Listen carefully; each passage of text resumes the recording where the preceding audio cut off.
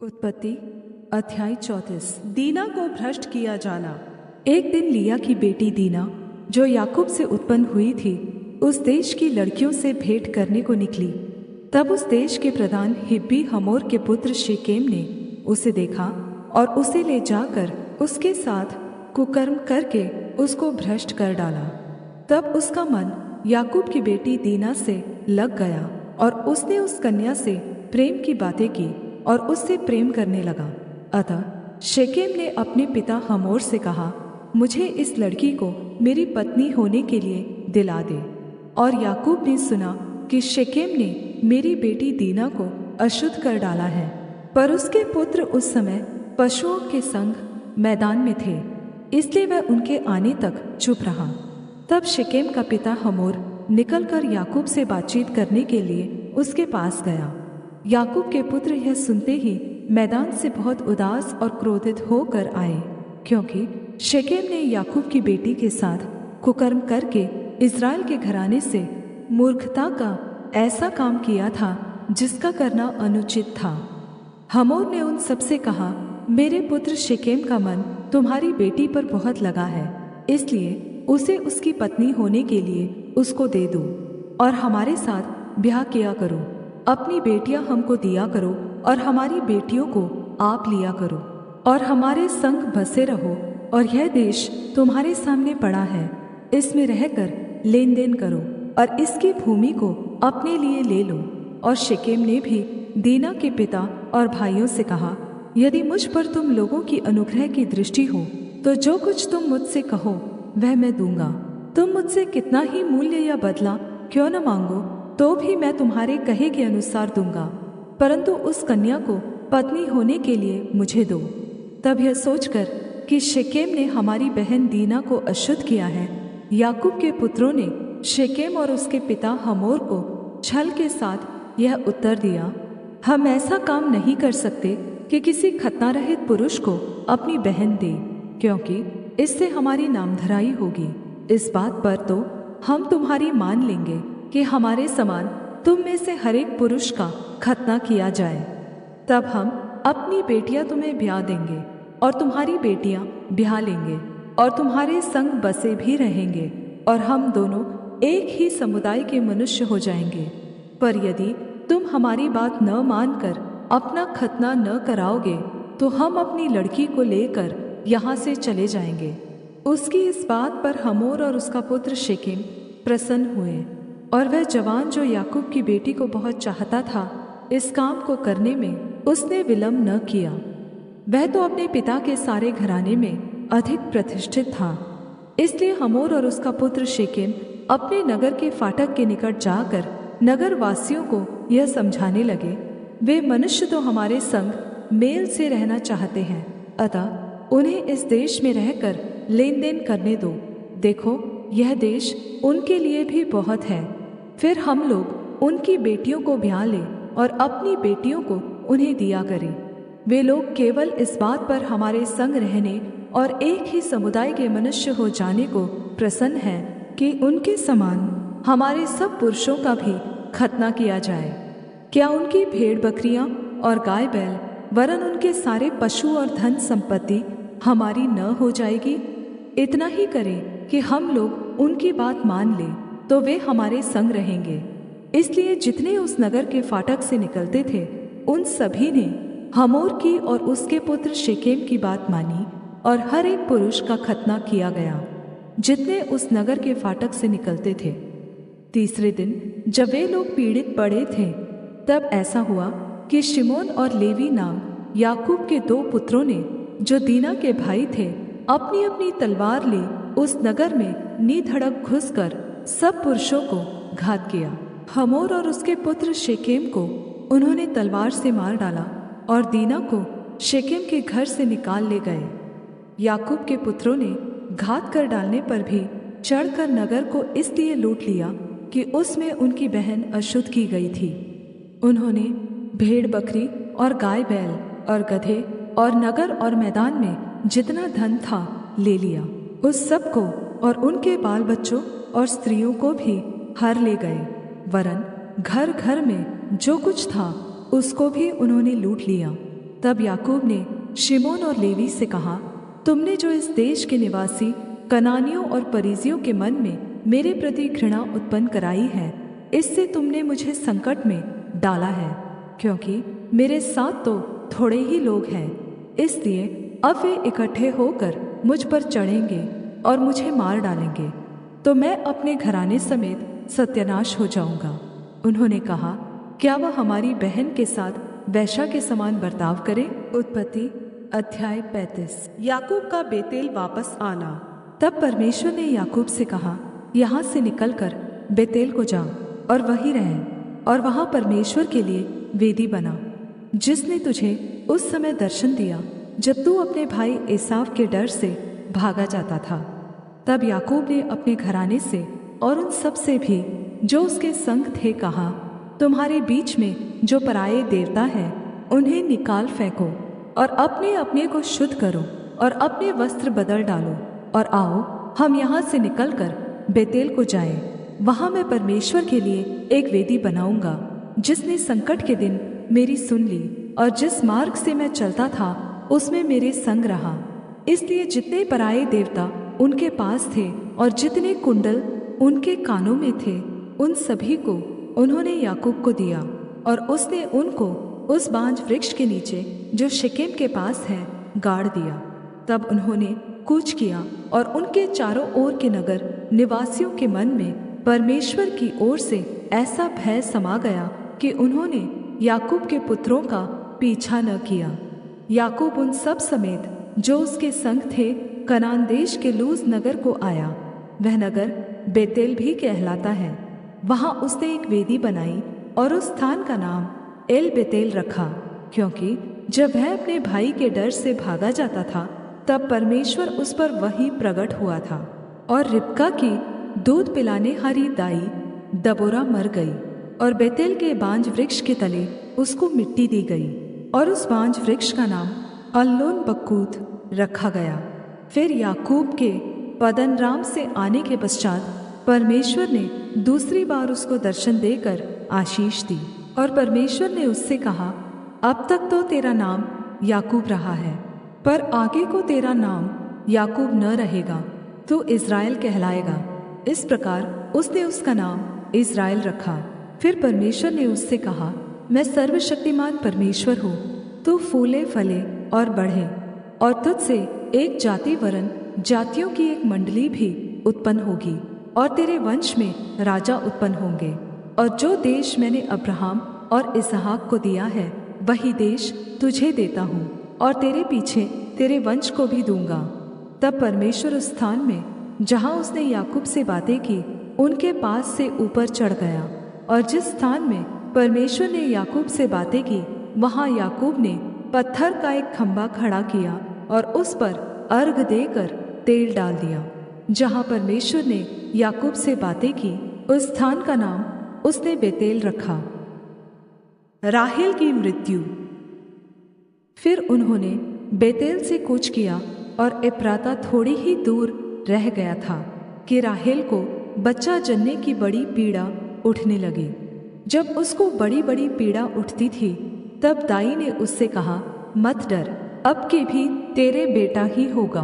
तब ऐसा हुआ कि वह मर गई, और प्राण निकलते निकलते उसने उस बेटे का नाम बेनोनी रखा, पर उसके पिता ने उसका नाम बिन्यामीन रखा।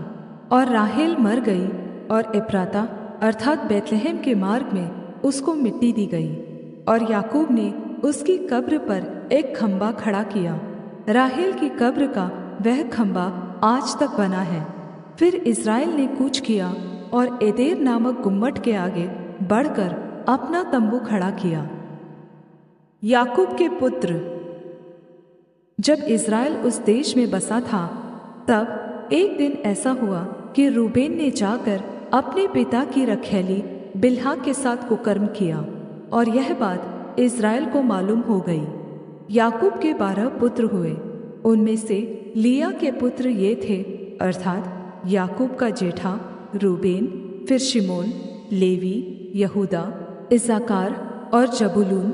और राहेल के पुत्र ये थे, अर्थात यूसुफ और बिन्यामीन। और राहेल की दासी बिल्हा के पुत्र ये थे अर्थात दान और नप्ताली।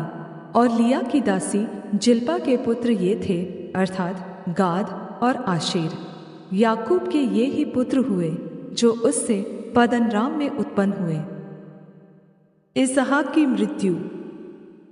और याकूब ममरे में जो किरियत अर्बा अर्थात हेब्रोन है, जहाँ अब्राहम और इसहाक परदेशी होकर रहे थे, अपने पिता इसहाक के पास आया। इसहाक की आयु 180 वर्ष की हुई और इसहाक का प्राण छूट गया और वह मर गया और वह बूढ़ा और पूरी आयु का होकर अपने लोगों में जा मिला। और उसके पुत्र एसाव और याकूब ने उसको मिट्टी दी। उत्पत्ति अध्याय 36। एसाव की वंशावली। एसाव जो एदोम भी कहलाता है, उसकी यह वंशावली है। एसाव ने तो कनानी लड़कियां ब्याह ली अर्थात हित्ती एलोन की बेटी आदा को और अहोलीबामा को जो अना की बेटी और हिब्बी सिबोन की नातिन थी। फिर उसने इश्माएल की बेटी बासमत को भी जो नबायोत की बहन थी ब्याह लिया। आदा ने तो एसाव के द्वारा एलीपज को और बासमत ने रूएल को जन्म दिया और अहोलीबामा ने यूश और यालाम और कोरह को उत्पन्न किया। एसाव के ये ही पुत्र कनान देश में उत्पन्न हुए। एसाव अपनी पत्नियों और बेटे बेटियों और घर के सब प्राणियों और अपनी भेड़ बकरी और गाय बैल आदि सब पशुओं निदान अपनी सारी संपत्ति को जो उसने कनान देश में संचय किया था लेकर अपने भाई याकूब के पास से दूसरे देश को चला गया, क्योंकि उनकी संपत्ति इतनी हो गई थी कि वे इकट्ठे न रह सके और पशुओं की बहुतायत के कारण उस देश में जहाँ वे परदेशी होकर रहते थे वे समा न सके। एसाव जो एदोम भी कहलाता है, सेईर नामक पहाड़ी देश में रहने लगा। सेईर नामक पहाड़ी देश में रहने वाले एदोमियों के मूल पुरुष एसाव की वंशावली यह है। एसाव के पुत्रों के नाम ये हैं अर्थात एसाव की पत्नी आदा का पुत्र एलीपज और उसी एसाव की पत्नी बासमत का पुत्र रूएल। और एलीपज के ये पुत्र हुए अर्थात तेमान, ओमार, सपो, गाताम और कनज। एसाव के पुत्र एलीपज के तिम्ना नामक एक रखैल थी, जिसने एलीपज के द्वारा अमालेक को जन्म दिया। एसाव की पत्नी आदा के वंश में ये ही हुए। रूएल के ये पुत्र हुए अर्थात नहद, जेरा, शमा और मिज्जा। एसाव की पत्नी बासमत के वंश में ये ही हुए। अहोलीबामा जो एसाव की पत्नी और सिबोन की नातिन और अना की बेटी थी, उसके ये पुत्र हुए अर्थात उसने एसाव के द्वारा यूश, यालाम और कोरह को जन्म दिया। एदोम के अधिपति। एसाव वंशियों के अधिपति ये हुए अर्थात एसाव के जेठे एलीपज के वंश में से तो तेमान अधिपति, ओमार अधिपति, सपो अधिपति, कनज अधिपति, कोरा अधिपति, गाताम अधिपति, अमालेक अधिपति, एलीपज वंशियों में से एदोम देश में ये ही अधिपति हुए और ये ही आदा के वंश में हुए। एसाव के पुत्र रूएल के वंश में ये हुए अर्थात नहद अधिपति, जेरा अधिपति, शम्मा अधिपति, मिज्जा अधिपति। रूएल वंशियों में से एदोम देश में ये ही अधिपति हुए और ये ही एसाव की पत्नी बासमत के वंश में हुए। एसाव की पत्नी अहोलीबामा के वंश में ये हुए अर्थात यूश अधिपति, यालाम अधिपति, कोरा अधिपति, अना की बेटी अहोलीबामा जो एसाव की पत्नी थी उसके वंश में ये ही हुए। एसाव जो एदोम भी कहलाता है उसके वंश ये ही हैं और उनके अधिपति भी ये ही हुए। सेईर की वंशावली। सेईर जो होरी नामक जाति का था, उसके ये पुत्र उस देश में पहले से रहते थे अर्थात लोतान, शोबाल, सिबोन, अना, दिशोन, एसेर और दिशान। एदोम देश में सेईर के ये ही होरी जाति वाले अधिपति हुए। लोतान के पुत्र होरी और हेमाम हुए और लोतान की बहन तिम्ना थी। शोबाल के ये पुत्र हुए अर्थात आलवान, मानहत, एबाल, शपो और ओनाम। और सीदोन के ये पुत्र हुए अय्या, और अना, यह वही अना है जिसको जंगल में अपने पिता सिबोन के गधों को चराते चराते गर्म पानी के झरने मिले। और अना के दीशोन नामक पुत्र हुआ, और उसी अना के अहोलीबामा नामक बेटी हुई। दीशोन के ये पुत्र हुए, हेमदान, यशबान, यित्रान और करान। एसेर के ये पुत्र हुए, बिल्हान, जावान और अकान। दिशान के ये पुत्र हुए, ऊस और अरान। होरियों के अधिपति ये हुए, लोतान अधिपति, शोबाल अधिपति, सिबोन अधिपति, अना अधिपति, दीशोन अधिपति, एसेर अधिपति, दीशान अधिपति। सेईर देश में होरी जाति वाले ये ही अधिपति हुए। एदोम के राजा। फिर जब इस्राएलियों पर किसी राजा ने राज्य न किया था, तब भी एदोम के देश में ये राजा हुए। बोर के पुत्र बेला ने एदोम में राज्य किया, और उसकी राजधानी का नाम दिनहाबा है। बेला के मरने पर बोस्रा निवासी जेरह का पुत्र योबाब उसके स्थान पर राजा हुआ। योबाब के मरने पर तेमानियों के देश का निवासी हूशाम उसके स्थान पर राजा हुआ। फिर हूशाम के मरने पर बदद का पुत्र हदद उसके स्थान पर राजा हुआ। यह वही है जिसने मिद्यानियों को मोआब के देश में मार लिया, और उसकी राजधानी का नाम अबीत है। हदद के मरने पर मसरेका वासी समला उसके स्थान पर राजा हुआ।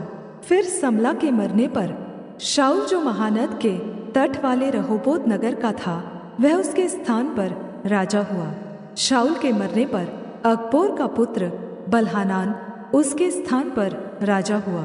अकबोर के पुत्र बल्हानान के मरने पर हदर उसके स्थान पर राजा हुआ, और उसकी राजधानी का नाम पाऊ है, और उसकी पत्नी का नाम महेतबेल है, जो मोजाहाब की नातिन और मत्रेद की बेटी थी। फिर एसाव वंशियों के अधिपतियों के कुलों और स्थानों के अनुसार उनके नाम ये हैं: तिम्ना अधिपति, अलवा अधिपति, यतेत अधिपति, अहोलीबामा अधिपति, एला अधिपति, पीनोन अधिपति, कनज अधिपति, तेमान अधिपति, मिबसार अधिपति, मगदीएल अधिपति, ईराम अधिपति। एदोम वंशियों ने जो देश अपना कर लिया था, उसके निवास स्थानों में उनके ये ही अधिपति हुए। और एदोमी जाति का मूल पुरुष एसाव है।